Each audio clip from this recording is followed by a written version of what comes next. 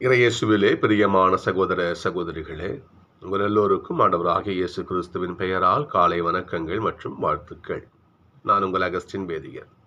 இன்று மார்ச் மாதம் 24ஆம் தேதி 2026ஆம் ஆண்டு. ஆண்டவரின் மடியில் 5 நிமிடங்கள். ஒரு சின்ன கதை. ஒரு முறை அக்பரும் பீர்பாலும் நகர்வலம் போயிட்டு இருந்தாங்களாம். அப்பொழுது அவங்க பார்த்த காட்சி, ஒரு குடியானவன் ஒரு வீட்டு வாசலை உட்காந்து என்ன பண்ணிட்டான்னா, ஒரு செருப்பை ஒரு பட்டு துணியால் தொடச்சிக்கிட்டு இருந்தான். நான் அப்போ அக்பர் அரசருக்கு ஒரு ஆச்சரியம். பீர்பால், அங்கே பாருங்க, செருப்பு அது பெரிய காஸ்ட்லி, பெரிய விலை மதிப்பாக இருக்காது.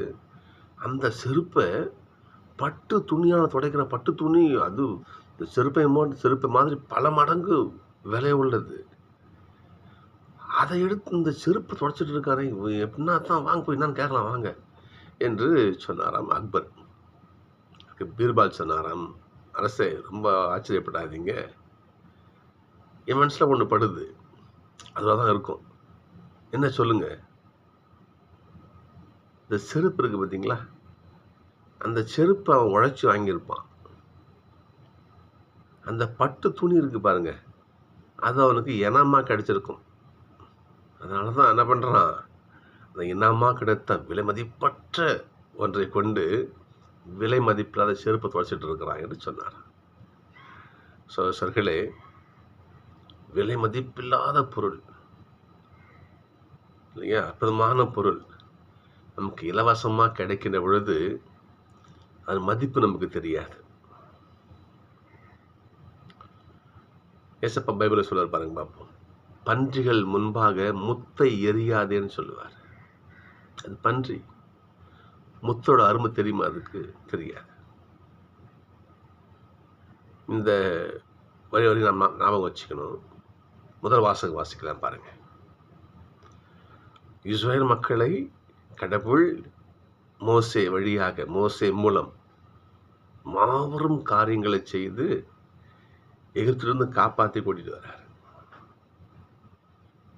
இது எவ்வளவு பெரிய ஒரு மீட்பின் செயல் தெரியுமா? இஸ்ரேல் மக்கள் எகிப்தில் பட்ட கஷ்டத்துக்கு அளவு உண்டா?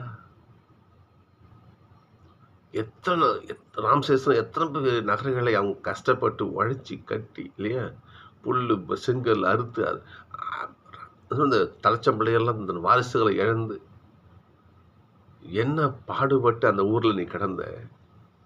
கடவுள் இல்லையா, அரசியல் விடுதலை என்கின்ற மாபெரும் ஒரு பொக்கிஷத்தை உனக்கு கடவுள் கொடுத்தாரு இலவசமா. அந்த அருமை தெரியாமல் அந்த மக்கள் கடவுளுக்கு எதிராக முணுமுணுக்கிறத பாருங்க. இந்த பாலை நிலத்தில் மாளும்படியா எங்களை எகிப்திலிருந்து இங்க கொண்டு வந்தீங்க. எப்பேற்பட்ட வார்த்தை பாருங்க பாப்போம். கடவுளுக்கு எவ்வளவு வருத்தத்தை கொடுத்தவங்க யோசிச்சு பார்க்கணும். நாம இந்த பாலைவனத்தில் எங்களை சாகடிக்காக கூட்டு வந்தீங்கன்னு இன்னும் பாருங்க பாப்போம். இங்க சாப்பாடு கிடையாது, தண்ணி கிடையாது, அற்பமான இந்த உணவு. அன்னைக்கு நீ பட்னியா கொலை பட்னியா கிடக்கும் பொழுது கடவுள் மன்னாவை கொடுத்தாரு இல்லையா, வயிறார சாப்பிட்ட இல்லையா, அந்த உணவு, உன் பசியை போக்கி அந்த உணவு இன்றைக்கு உனக்கு அற்பமா போச்சு. எப்படிப்பட்ட வார்த்தை அந்த மக்கள் சொல்றாங்க பாருங்க பாப்பா. கடவுளுக்கு எவ்வளவு வலிச்சிருக்கும். மோசே எப்படி மனம் வந்திருப்பாரு மக்கள் வார்த்தையை கேட்டு. பாருங்க பார்ப்போம். இந்த அற்பமான உணவு எங்களுக்கு வெறுத்து போச்சு. இப்ப கடவுளுக்கு இலவசமாக கொடுத்த ஒன்றை, இந்த கொடையை நீ இவ்வளவு கேவலமா நீ நினைக்கிறியோ, அப்போ நீங்கெல்லாம் கடவுளுடைய பிள்ளையாக இருக்க நம்ம தகுதி பாருங்க பார்ப்போம். பாம்புகளை அனுப்புகிறார், மக்கள் மடிகிறார்கள். இப்ப கடவுளுக்கு எதிராக, அதாவது நம்ம கடவுளை எதிர்த்து எப்படி இன்னும் வேற எப்படி அவரை அசிங்கப்பட்டோம்னு யோசிச்சு பாருங்க பார்ப்போம். மோசே வந்துட்டு சொல்லுவார் பாருங்க பார்ப்போம். கடவுளே, இந்த மக்களை நானா பெத்தெடுத்தேன், இந்த மக்கள் இப்படி என்ன கொடுமைப்படுத்துறாங்கன்னு மோசே வருத்தப்படுவார்.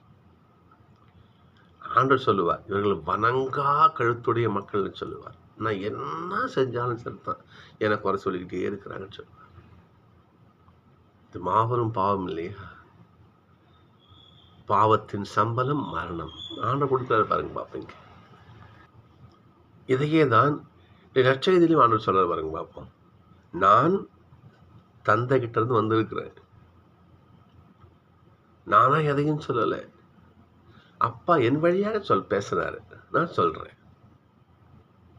எனக்கும் உங்களை தீர்ப்பிட அதிகாரம் உண்டு.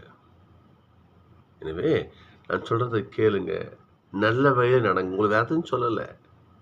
எனக்கு அதை கூட இதை கூட ஆண்டவர் கேட்டாரா? கிடையாது. நீ நல்லா இரு, ஒழுக்கமான பிள்ளையாரு, ஆண்டவருக்கான உண்மையான பிள்ளையாரு, ஆண்டவரை புறம் சொல்ற பிள்ளையா இருக்காது. நீ நல்ல பிள்ளையார், அது போதும் ஆண்டவருக்கு. இதுதான் அவர் சொன்னாரு.